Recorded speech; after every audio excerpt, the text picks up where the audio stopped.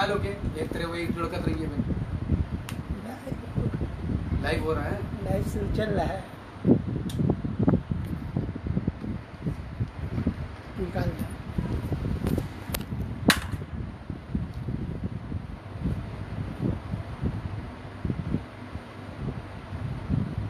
अस्सलामु अलैकुम वरहमतुल्लाहि वबरकातुहू। अल्हम्दुलिल्लाहि रब्बिल आलमीन वस्सलातु वस्सलामु अला सय्यिदिल अंबिया'i वल मुरसलीन व अला आलिहि व सहबिहि अजमईन व मन तबिअहुम बि इहसानिन इला यौमिद्दीन, अम्मा बाद। मुअज़्ज़ज़ नाज़रीन, आज बड़े अहम और बड़े ही नाजुक मौजू पर आपके सामने गुफ्तगू करना है। आज का मौजू है सहाबे किराम की जंगों के बारे में सलफ़ सालिहीन का, या ये कह लीजिए कि अहलुस सुन्नह वल जमाआ का क्या मौक़िफ़ है। मुअज़्ज़ज़ नाज़रीन, सहाबे किराम कौन हैं, उनका मकाम क्या है, उनका मर्तबा क्या है, हर मुसलमान वाक़िफ़ है। सहाबे किराम की शान, उनकी अज़मत के लिए बस इतना काफ़ी है कि अल्लाह रब्बुल आलमीन ने सहाबे किराम के ईमान को हमारे ईमान के लिए मेयार करार दिया। अल्लाह ताला ने सूरतुल बक़रा में कुरान करीम के पहले पारे में फरमाया, फ़इन आमनू बिमिस्लि मा आमनतुम बिही फ़क़द इह्तदौ। अगर ये लोग सहाबा के जैसा ईमान लाएं तब ये हिदायत पाएंगे। अहले सुन्नत वल जमात का इस बात पर इत्तेफाक है कि तमाम के तमाम सहाबा आदिल हैं। अस्सहाबतु कुल्लुहुम अदूल, तमाम के तमाम सहाबा आदिल हैं।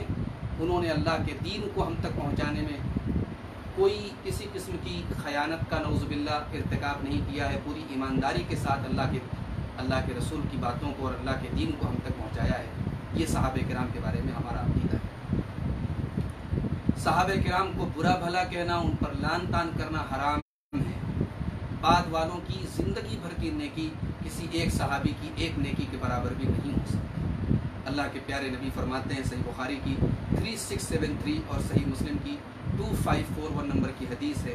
आपने फरमाया, ला तसुब्बु अस्हाबी फ़लौ अन्ना अहदकुम अनफ़क़ मिस्ला उहुदिन ज़हबा मा बलग़ मुद्दा अहदिहिम वला नसीफ़ा। मेरे सहाबा को बुरा भला न कहो, मेरे सहाबा को लान तान न करो, इसलिए कि तुम में से अगर कोई बहुत पहाड़ के बराबर भी सोना खर्च कर दे, मेरे सहाबी ने अगर अल्लाह की राह में एक मुद्द या आधा मुद्द अल्लाह की राह में सदका किया है, उसका भी वो मुकाबला नहीं कर सकता या उसके बराबर नहीं हो सकता। मुअज़्ज़ज़ नाज़रीन, सहाबे किराम में यकीनन अलग अलग मर्तबे हैं। सहाबे किराम में वो सहाबा जो फ़तेह मक्का के बाद ईमान लाए, वो उन लोगों के बराबर कभी नहीं हो सकते जो फ़तेह मक्का के पहले ईमान लाए।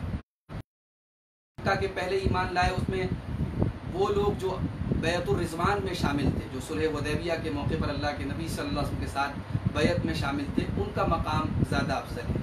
फिर उनमें अस्हाब बद्र का मकाम ज़्यादा अफजल है। फिर अस्हाब बद्र में जो खुलफ़ाए अरबा हैं, हज़रत अबू बकर, हज़रत उमर, हज़रत उस्मान, हज़रत अली, इनका मकाम सबसे ऊंचा है। फिर इनमें हज़रत अबू बकर का मकाम सबसे ऊंचा है। ये कैटेगराइजेशन है, ये फ़र्क़ मरातिब है सहाबा के दरमियान, लेकिन सारे सहाबा जन्नती हैं। ये हमारा अक़ीदा है।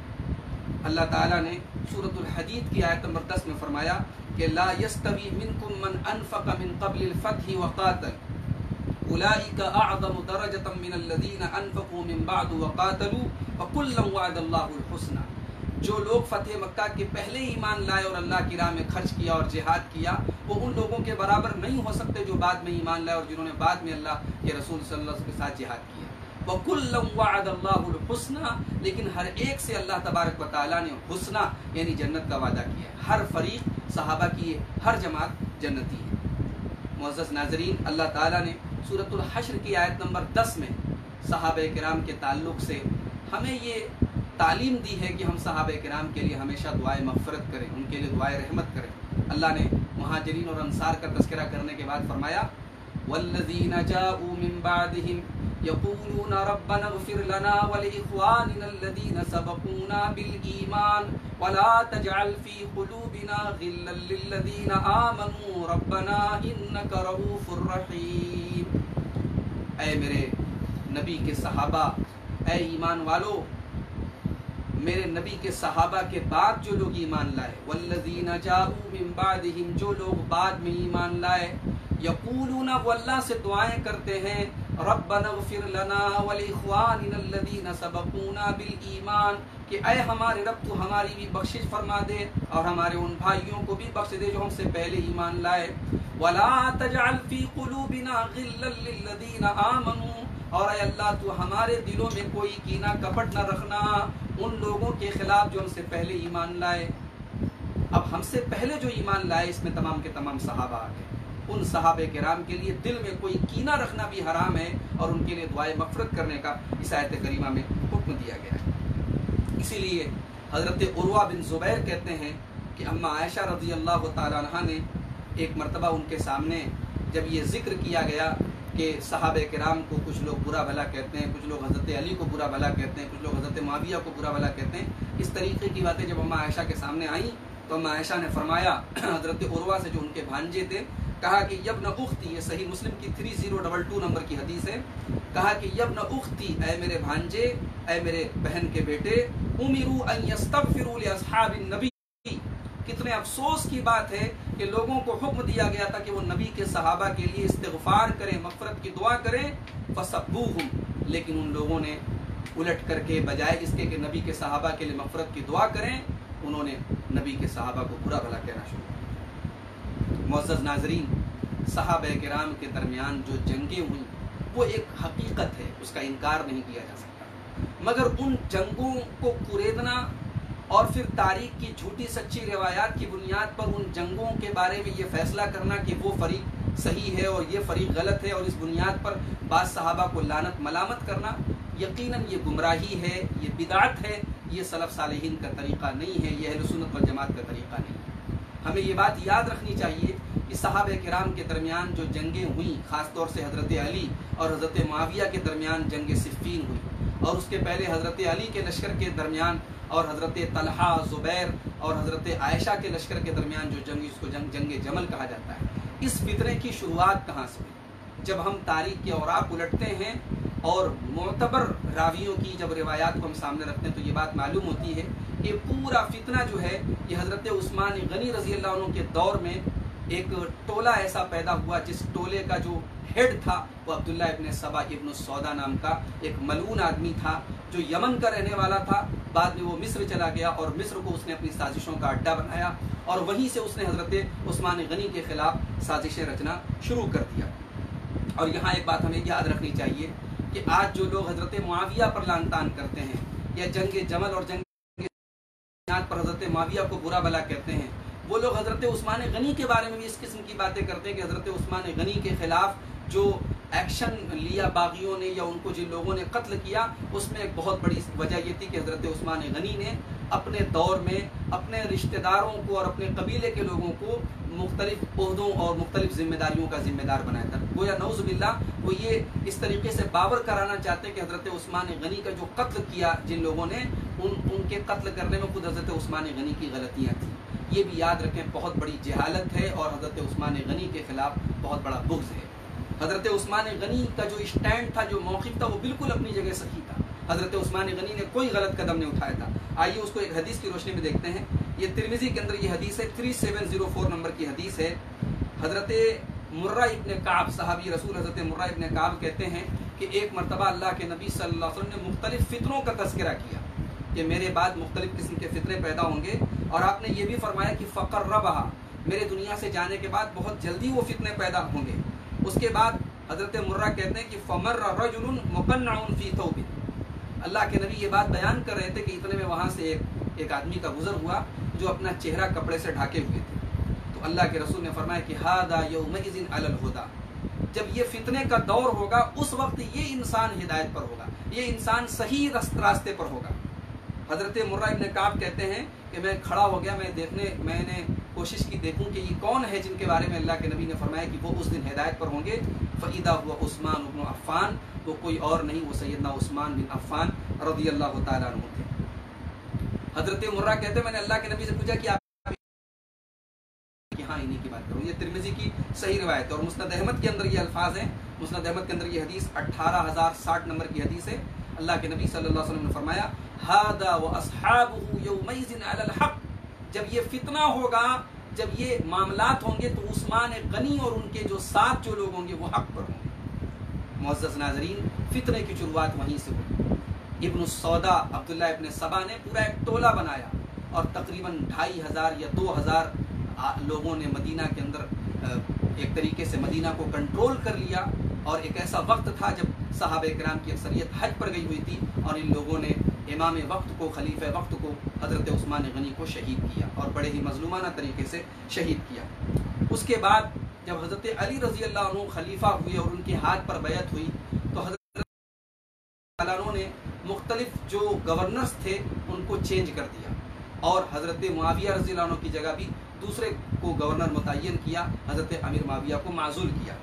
حضرت امیر معاویہ رضی اللہ تعالیٰ عنہ نے حضرت علی کا یہ حکم نہیں مانا، یعنی اپنا چارج دوسرے کو نہیں سونپا اور کہا کہ میں آپ کے ہاتھ پر بیعت نہیں کروں گا جب تک قاتلین عثمان سے آپ قصاص نہیں لے لیں گے. آپ خلیفہ وقت ہیں، آپ امیر المومنین ہیں، آپ کا سب سے پہلی آپ کی ڈیوٹی ہے کہ آپ حضرت عثمان غنی کے قاتلوں سے قصاص لیں. یہ وہ بنیاد تھی، یہ وہ پوائنٹ تھا جس پر حضرت علی کے درمیان اور حضرت معاویہ کے درمیان اختلاف ہوا.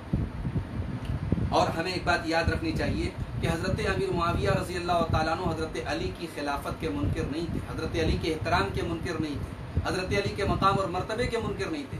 دونوں کے درمیان جو اختلاف تھا اس کی بنیاد یہی قصاص عثمان تھا. اسی لیے علامہ ابن حزم کہتے ہیں وَلَمْ يُنْكِرْ مُعَاوِيَةُ قَطُّ فَضْلَ عَلِيٍّ أَهُ الْخِلَافَةَ. حضرت معاویہ نے کبھی بھی حضرت علی کی خلافت کا انکار نہیں کیا اور نہ اس بات کا انکار کیا کہ حضرت علی خلافت کے حقدار ہیں. وَلَكِنَّ اجْتِهَادَهُ أَدَّاهُ إِلَىٰ أَنَّ رَأْيَ تَقْدِيمِ أَخْذِ الْقَوْدِ مِنْ قَتَلَةِ عثمان عَلَى الْبَيْعَةِ. حضرت معاویہ کی رائے یہ تھی کہ بیعت لینے سے پہلے آپ کو یہ کام کرنا چاہیے کہ آپ حضرت عثمان غنی کے قاتلوں سے قصاص لیں. وَرَأَى نَفْسَهُ أَحَقَّ بِطَلَبِ دَمِ عثمان. اور حضرت امیر معاویہ یہ سمجھتے تھے کہ حضرت عثمان غنی کے خون کا بدلہ لینے کا سب سے زیادہ حق میں رکھتا ہوں، میں ان کا رشتہ دار بھی ہوں اور میں ان کے خاندان کا ہوں. یہ علامہ ابن حزم نے الفصل فی الملل والاہواء والنحل کے اندر جلد نمبر 4 صفحہ نمبر 160 پر یہ بات بیان فرمائی. معزز ناظرین، تو ہم یہ بات یاد رکھیں کہ حضرت علی حضرت معاویہ کے درمیان کوئی ایسا نہیں کہ اقتدار کی لڑائی تھی. حضرت معاویہ یہ چاہتے تھے کہ آپ خلافت چھوڑ دیں، میں خلیفہ ہو جاؤں، کرسی کی لڑائی تھی. نعوذ باللہ ایسا معاملہ نہیں تھا. معاملہ تھا حضرت عثمان غنی کے قصاص کا. اور ایسا بھی نہیں ہے کہ حضرت علی رضی اللہ عنہ قصاص لینا نہیں چاہتے، قصاص لینے کے وہ بھی حق میں اور فیور میں تھے. اختلاف صرف طریقہ کار پر تھا.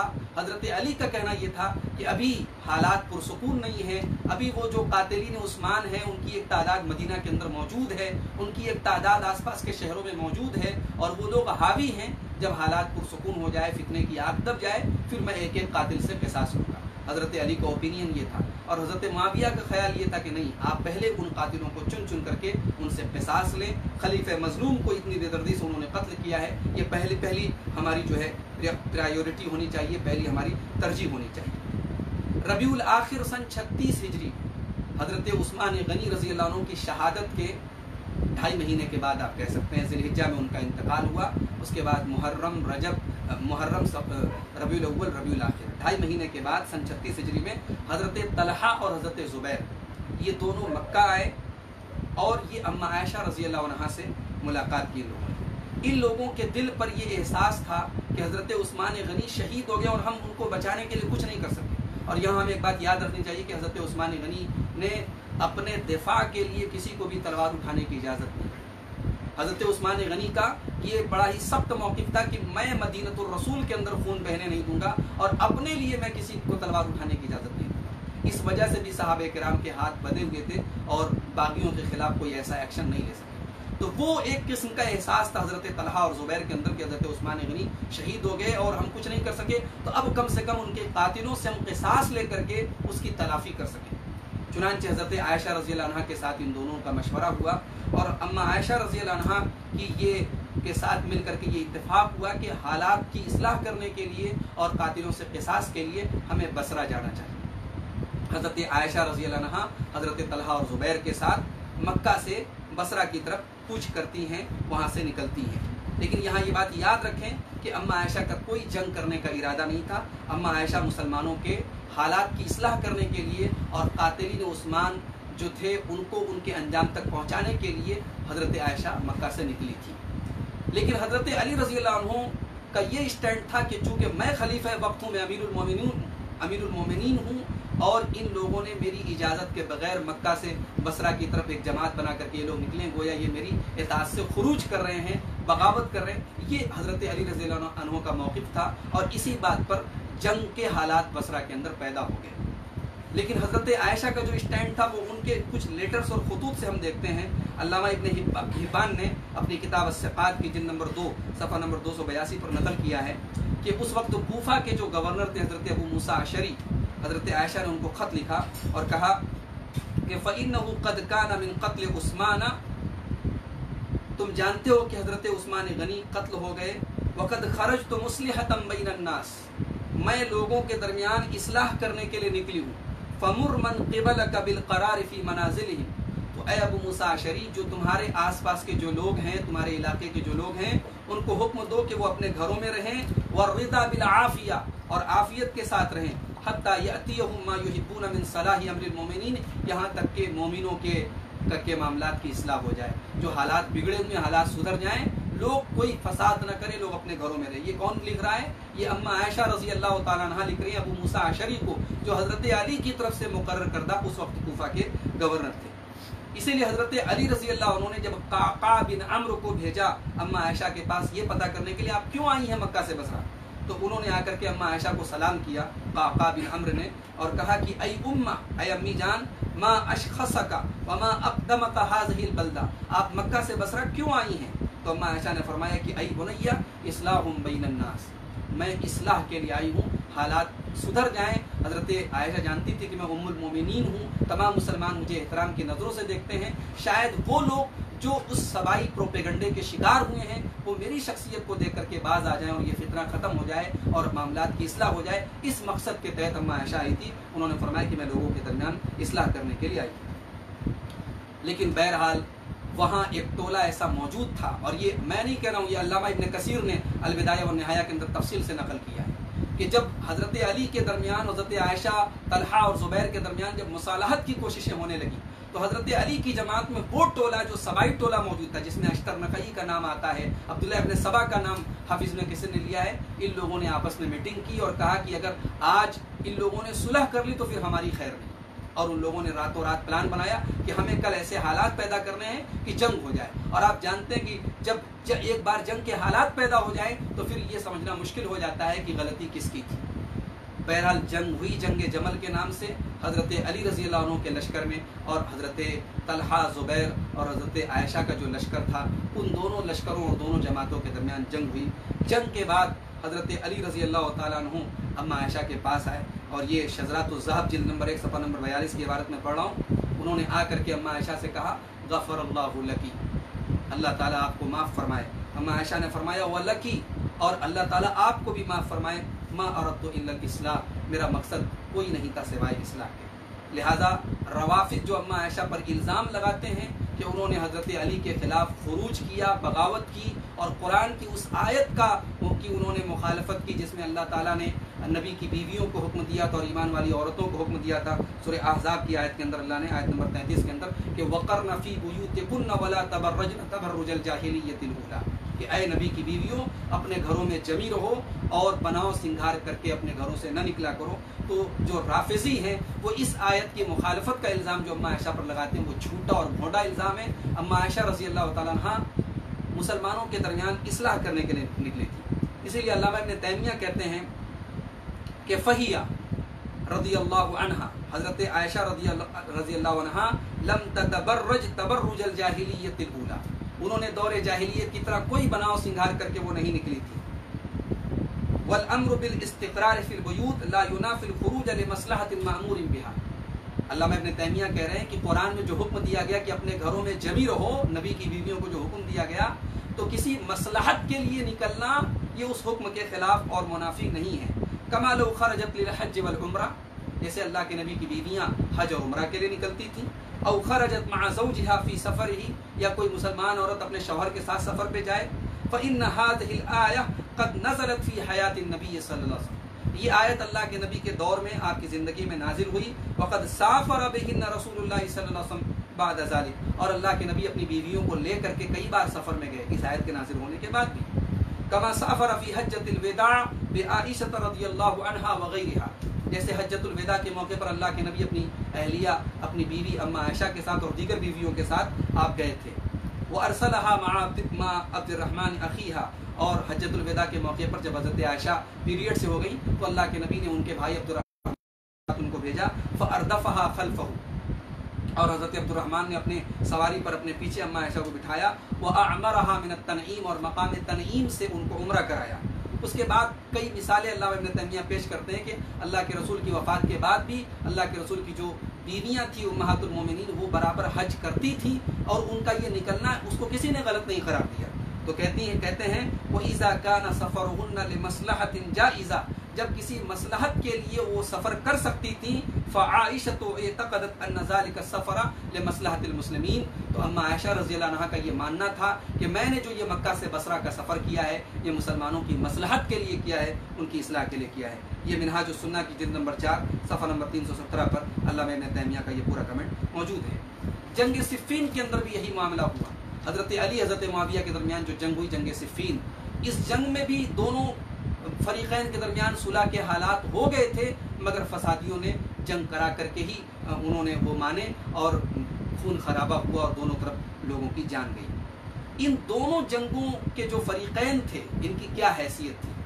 آئیے حضرت علی رضی اللہ عنہ سے خود پوچھتے ہیں کہ وہ اپنے اپوزٹ سائڈ کے لوگوں کو کیا سمجھتے تھے. امام اسحاق ابن راہوے بہت بڑے محدث اور فقیہ ہیں، یہ صحیح سند سے نقل کرتے ہیں کہ سمع علی یوم الجمل و یوم الصفین، کہ جنگ جمل اور جنگ صفین کے موقع پر حضرت علی نے دیکھا کہ ایک آدمی حضرت معاویہ کے لشکر کے بارے میں بڑی بری بری باتیں کر رہا ہے، غلط باتیں کر رہا ہے. تو انہوں نے کہا کہ لا تقولوا الا خیر، دیکھو ان لوگوں کے بارے میں کوئی ایسی غلط بات مت بولو. انہم قوم زعموا اننا بغینا علیہم، ان لوگوں نے یہ سمجھا کہ ہم نے ان کے ساتھ زیادتی سے کام لیا ہے. وزعمنا انہم بغوا علینا، اور ہم نے یہ سمجھا کہ انہوں نے ہمارے ساتھ زیادتی سے کام لیا ہے. فقاتلناہم، اور اسی بنیاد پر جنگ ہوئی. گویا حضرت علی بھی یہ مانتے تھے کہ دونوں فریق کا اپنا اپنا ایک اجتہاد تھا، اپنا ایک موقف تھا، اور ہر ایک اپنے کو حق پر سمجھ رہا تھا اور سامنے والے کو خطا اور غلطی پر سمجھ رہا تھا، اور اسی بنیاد پر دونوں فریق ایک دوسرے سے جنگ کر رہے تھے. وہاں کوئی اقتدار کی لڑائی نہیں تھی یا کفر اور اسلام کی جنگ نہیں تھی، حق اور باطل کی جنگ نہیں تھی. حضرت علی کے اس قول سے بالکل واضح ہوا. حضرت علی سے پوچھا گیا کہ ان جنگوں میں جو لوگ قتل ہوئے ہیں ان کے بارے میں آپ کیا کہتے ہیں؟ مقدمہ ابن خلدون میں علامہ ابن خلدون نقل کرتے ہیں صفحہ نمبر 385 پر کہ حضرت علی نے فرمایا لا يموتن احد من هؤلاء وقلبه نقي الا دخل الجنہ، ان دونوں جماعتوں کے جو لوگ ان جنگوں میں قتل ہوئے ہیں ان میں اگر یہ دل کے پاک اور صاف ہوں گے تو یہ سب جنت میں جائیں گے. جو جن لوگوں کے دل پاک اور صاف ہیں یہ سب جنت میں جائیں گے. گویا ان کے نزدیک یہ اختلاف اجتہاد کی بنیاد پر تھا اور وہ اپنے فریق مخالف کو فاسق نہیں مانتے تھے. حضرت معاویہ رضی اللہ عنہ قسم کھا کر کے کہتے ہیں کہ علی مجھ سے بہتر ہے. یہ البدایہ و نہایہ کے اندر علامہ ابن کثیر نے جلد نمبر 7 صفحہ نمبر 129 پر نقل کیا ہے. حضرت معاویہ قسم کھا کر کے کہتے ہیں کہ علی مجھ سے بہتر ہیں اور مجھ سے افضل ہیں، اور میرا ان سے اختلاف صرف حضرت عثمان کے قصاص کے مسئلے میں ہے. اگر وہ خون عثمان کا قصاص لے لیں تو اہل شام میں سب سے پہلے ان کے ہاتھ پر میں بیعت کروں گا. یہ حضرت معاویہ کا اسٹینڈ تھا. اسے آپ اندازہ لگائیں کہ آج جو ایک ایسا طبقہ امت کے اندر پیدا ہو رہا ہے جو ان جنگوں کے بارے میں غلط سلط نظریات لوگوں کے دل و دماغ میں بٹھا رہا ہے، اور اگر کوئی حضرت معاویہ کا دفاع کرے تو اس کو ناصبی قرار دیتا ہے.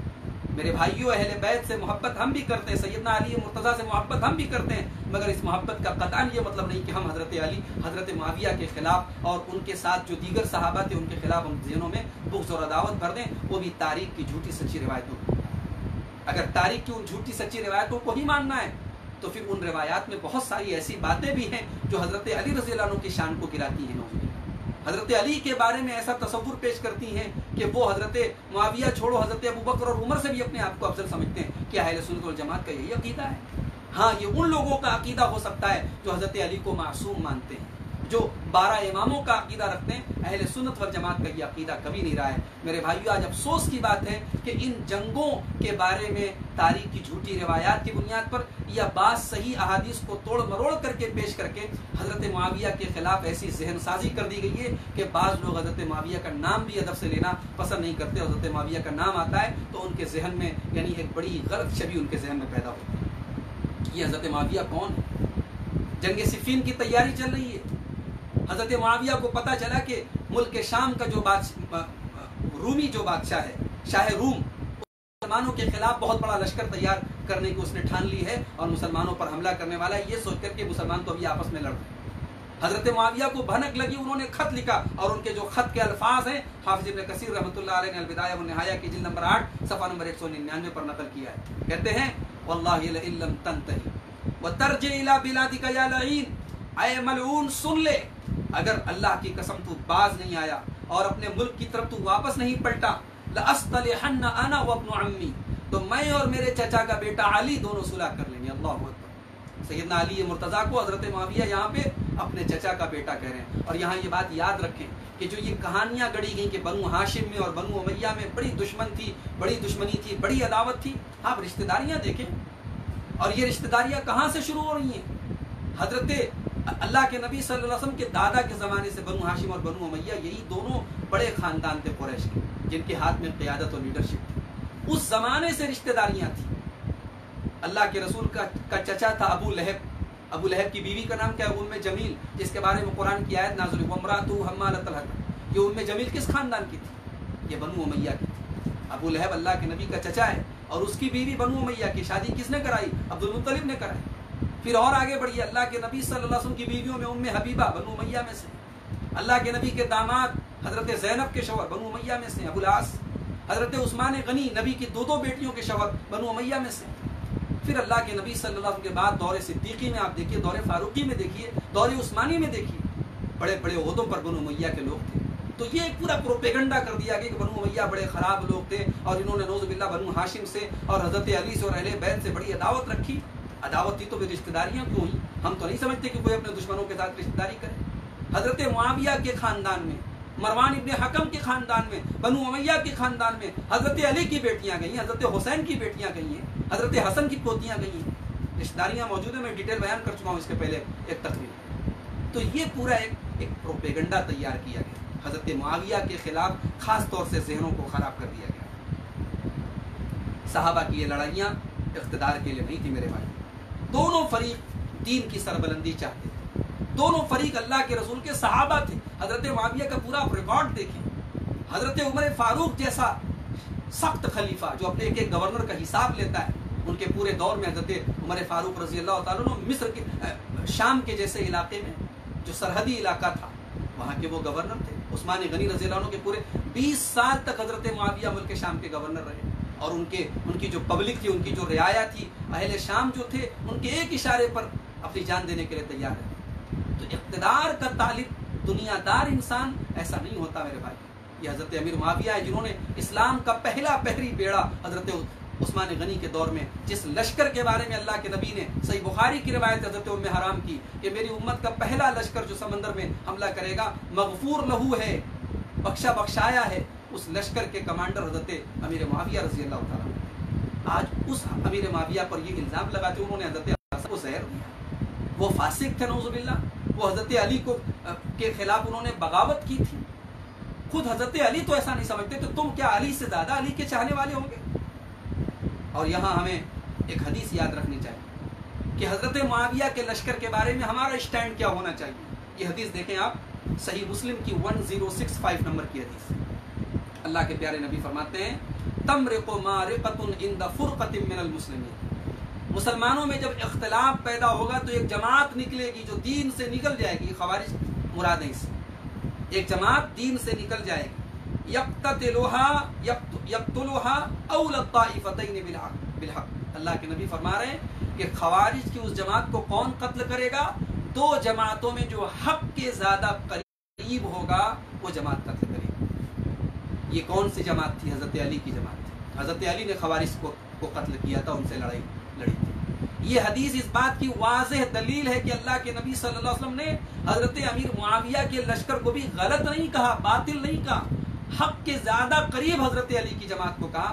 گویا حضرت امیر معاویہ بھی حق پر تھے، اجتہادی مسئلہ تھا، اجتہاد حضرت معاویہ کا حق سے زیادہ قریب حضرت علی کا تھا، حضرت معاویہ کا حق سے زیادہ قریب نہیں تھا۔ لیکن حضرت اللہ کے رسول صلی اللہ علیہ وسلم نے اپنی زبان سے ان کو غلط یا باطل نہیں کہا، یا یہ نہیں کہا کہ وہ فاسق تھے نعوذ باللہ۔ تو تو اللہ کے نبی کی یہ الفاظ بتا رہے کہ حضرت علی رضی اللہ عنہ کے درمیان حضرت معاویہ کے درمیان جو جنگ ہوئی وہ حق اور باطل کی جنگ نہیں تھی میرے بھائی، وہ ایک اجتہادی مسئلے اور اجتہادی خطا کی بنیاد پر تھی۔ دوسری حدیث آپ دیکھیں، صحیح بخاری کی 3608، صحیح مسلم کی 157 اور مسند احمد کی 11906 کے 6 نمبر کی حدیث ہے۔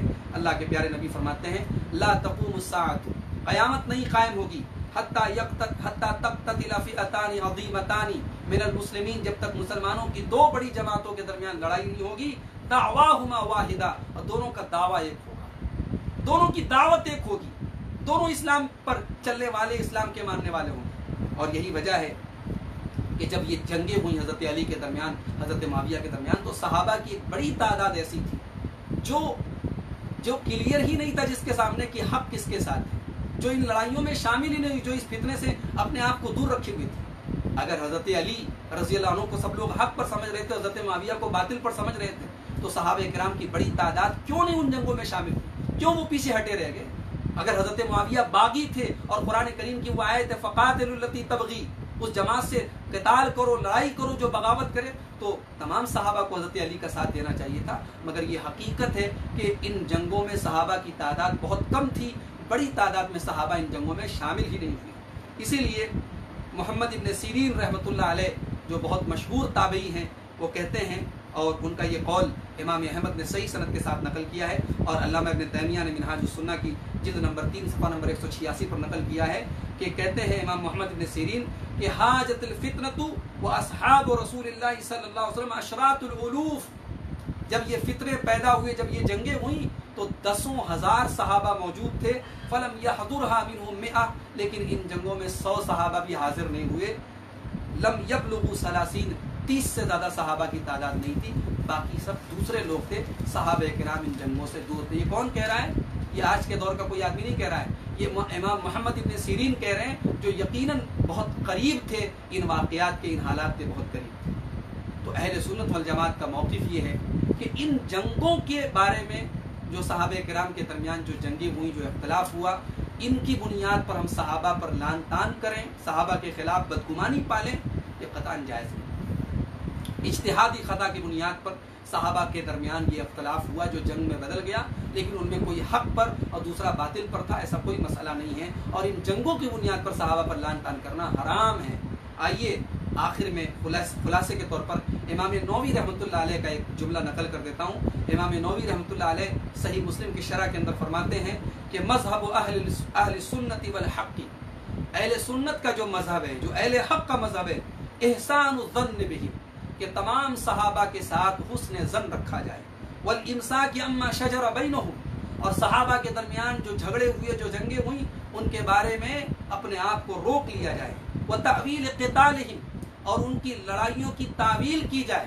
غور کیجیے اس لفظ پر، ایک حدیث ہم کو ملتی ہے جس سے بظاہر کسی صحابی کی شان اگر مجروح ہو رہی ہو تو ہم اس حدیث کی ایسی تعویل کریں کہ صحابی کا مقام اور صحابی کا مرتبہ نہ گرے۔ یہ اہل سنت والجماعت کا موقف ہے۔ وتأویل قتالہم، صحابہ کی جنگوں کی ہم تعویل کریں، وانہم مجتہدون متأولون، اور ہم یہ عقیدہ رکھیں کہ صحابہ نے اجتہاد کیا اور ایک دوسرے کے بارے میں تعویل کی۔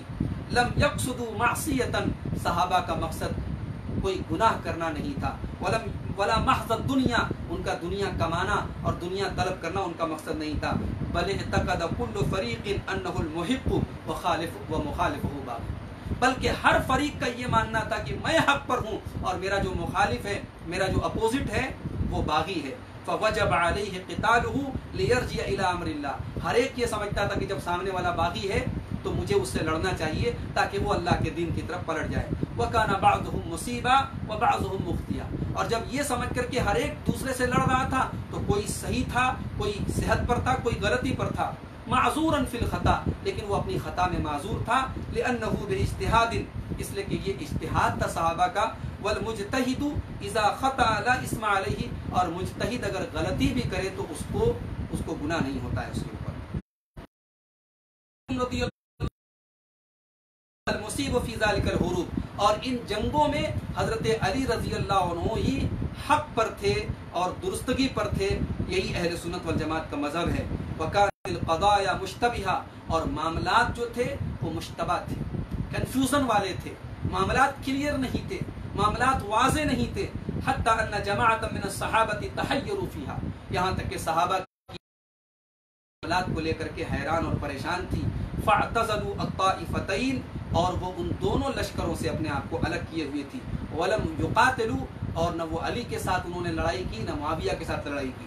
ولو تیقنوا الصواب، اگر انہیں یقین ہوتا کہ علی حق پر ہیں اور معاویہ غلط ہے، یہ معاویہ حق پر ہے علی غلط پر ہے، لم یتأخروا عن مساعدتہ، تو جس کو وہ حق سمجھتے اس کی مدد کرنے سے کبھی پیچھے نہ رہتے. یہ بڑا ہی صاف اور واضح جو موقف ہے اہل سنت والجماعت کا، اسے امام نووی رحمۃ اللہ علیہ نے بیان کیا ہے. آج کی ہماری گفتگو کا جو خلاصہ ہے محترم ناظرین، وہ یہ ہے کہ اول تو ہمیں صحابہ کرام کی ان جنگوں کے پیچھے پڑنا ہی نہیں چاہیے.